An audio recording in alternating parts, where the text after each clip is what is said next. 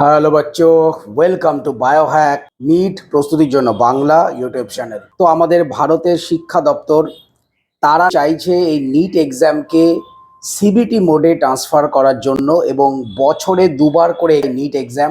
তো সেই নিয়ে একটা চিন্তা ভাবনা শুরু করেছে। কিন্তু তোমরা প্রত্যেকেই জানো যে এই মুহূর্তে আমাদের ভারতবর্ষের তেমন কোনো ইনফ্রাস্ট্রাকচারই নেই যাতে করে নিটের মতো একটা এক্সাম 24-25 লক্ষ স্টুডেন্ট দেয় এবং যার মধ্যে ম্যাক্সিমামটাই প্রত্যন্ত গ্রামাঞ্চলের স্টুডেন্ট।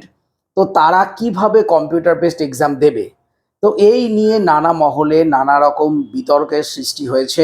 তবে একটা জিনিস তোমরা মনে রাখো, 2026 সালে কোনোভাবেই কম্পিউটার বেসড এক্সাম হওয়া পসিবল নয়। তোমরা প্রত্যেকে যেমন প্রিপারেশন চালাও, কোনো রকম টেনশন নিও না। 2026 সালে at least pen paper OMR based এক্সামই হবে।